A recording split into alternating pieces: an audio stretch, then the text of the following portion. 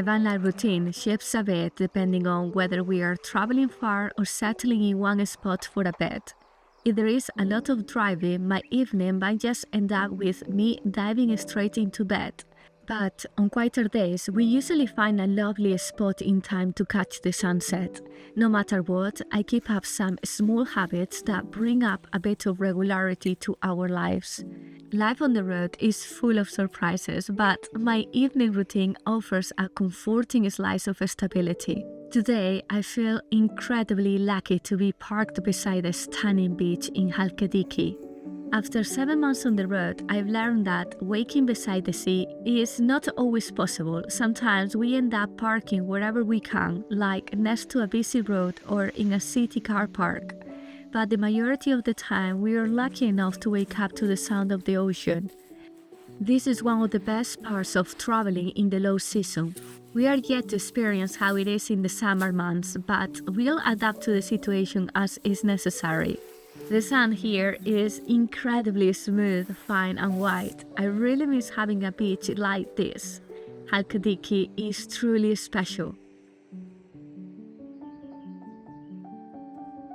We just arrived, so I haven't sorted out the van after our drive. Things tend to get out of place a little and things need to be moved around, like our winter coats, which we are almost at the point of not needing them, but the weather is still a bit unpredictable.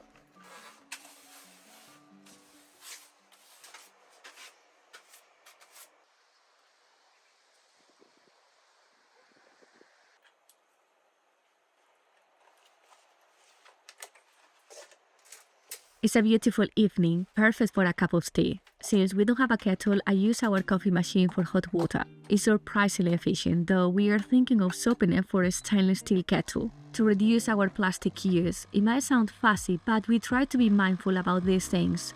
These days, I find myself drinking matcha a lot more. I used to find the flavor quite difficult, but as time has passed and I've been consuming less and less sweet things, I'm now accustomed to its flavor without adding any sweetener. When we are on the move, securing the fridge door is crucial. Imagine the mess if we forgot. So far, I've been lucky enough to not let that slip my mind. The drawers also have these locks. We didn't originally have these and we had a couple of disasters. While driving, it's never nice to hear things crashing around in the back. I made a mistake when ordering these locks, resulting in separate keys for each one, but we ingeniously placed magnets inside to keep them in place so they don't go missing. One thing I absolutely love about being back in Greece is the easy access to goat and sheep products. I've been making some significant lifestyle changes, including cutting out cow's products, so having these alternatives has been a real game changer for me. I have a new friend around, look how cute he is. We started sharing our leftovers with him and now he seems to think of us as his new family. I toyed with the idea of adopting a dog, but it's a big commitment. Fortunately, we have been blessed with many friendly beach dogs, giving us the perfect mix of companionship without the responsibility. Sitting on the van step with such a view is incredibly relaxing. It's my favorite spot. Here, I can shield myself from the wind while soaking in the views. It's especially perfect for those moments when I feel like keeping to myself. It's my little retreat from the world, even with other campers nearby. Though I can't see the sunset directly from here, the sun is tucked behind the mountains behind me, the colors the sky paints are still breathtaking. As the sun sets and the mosquitoes come to life, it's important to close the door early to ensure a peaceful night without bites. Considering how relentless they can be even in April, we might need to invest in a fly screen soon. With darkness settling outside and the interior lights glowing, it's time to draw the thick insulating curtain between the van's front and rear. It keeps the space cozy and private. While we don't have to be stealthy here, it's always good to be prepared, so I make sure it's snugly tucked in and all fasteners are secure. In the kitchen, I close the blackout shutters. The front one is straightforward, but the rear can be a bit fiddly.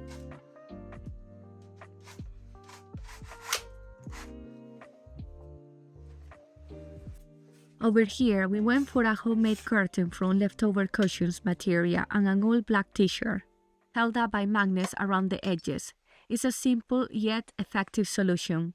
Before this van conversion, I never sewn anything in my life. Managing this project while juggling my job had me wondering if I should have hired a professional. Looking back though, I'm so glad I learned this new skill. It's incredibly satisfying. I also made a special blind for the skylight, thicker and insulated to block out light while still allowing a breeze. The teal fabric gives it a sky-like appearance, brightening the whole area.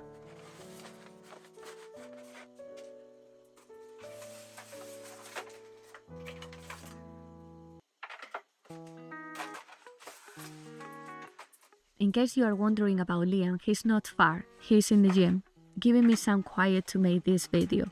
Don't worry, I haven't kicked him out of the van yet.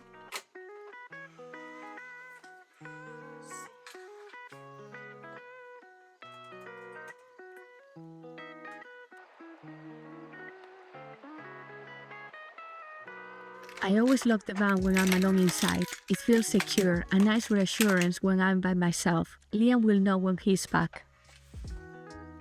It's getting late, so I'm setting up the bed. It's pretty straightforward and only takes a few minutes, though there are days we just leave it as a bed if we are spending the day outside. It's nice to return to a ready-made bed, but we try not to make a habit of it. I really value our convertible bed sofa. It provides a fantastic work and dining area, transforming the space and making it feel like a completely different room during the day. Plus, if one of us needs a nap, there is plenty of space to stretch out at the back. Van life can make it easy to fall into lazy habits. That's why I like to make sure I transform the bed back into a sofa each morning. It helps maintain a good routine.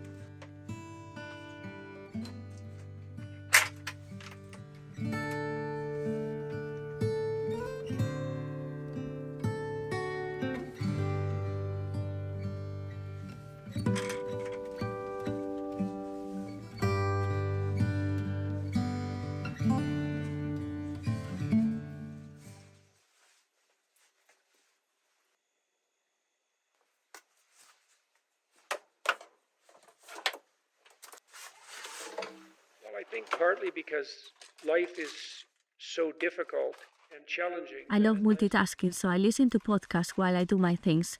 Right now is Jordan Peterson, How to Destroy Your Negative Beliefs. His perspectives are fascinating, and podcasts are such an incredible way to learn. We are fortunate to have access to this kind of content for free. I take many supplements in the morning and at night, along with electrolytes. Over time, the number of pills has grown as I delve deeper into health and longevity, a complex and often debated topic, but I trust what my body tells me and that guides my choices. I also take a shot of apple cider vinegar. Finding a raw organic one can be tricky, hence the empty bottle. Maybe I'll find some tomorrow. I've been using a new toothpaste brand we stocked up on in Turkey, free from fluoride, sodium something, and other additives that I can't quite pronounce. It tastes great, and I hope it's healthier. I prefer a minimal approach to skincare, believing that our diet influences our skin more than what we apply externally. The beauty industry often pushes us to buy more than necessary, but I think less is often more. Just my opinion, of course. Let me know what you think.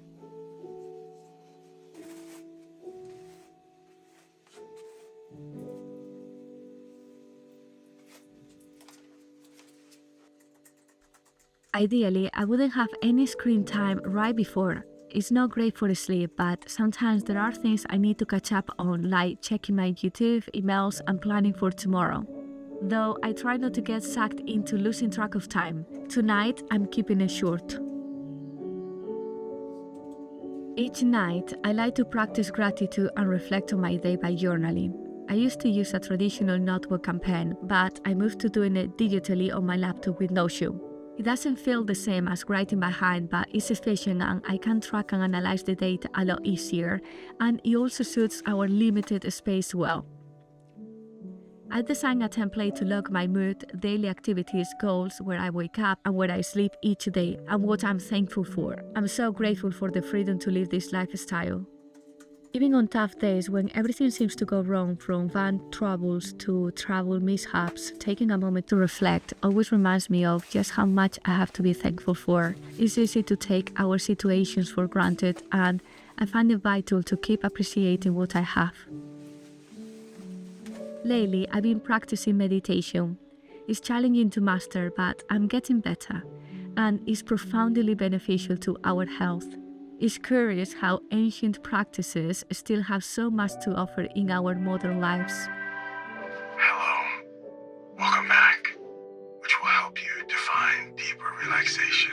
Before bed, I ensure all devices are off, set to airplane mode, and the main Wi-Fi is turned off. I'm convinced this helps improve our sleep quality by reducing radiation. Since Liam is not back yet, I'll hold off doing that. Tonight, I'll continue with the 4-hour work week, which explores the powerful idea of controlling your time and crafting a life that reflects your personal goals and values. It's too big a world to spend most of life in a cubicle.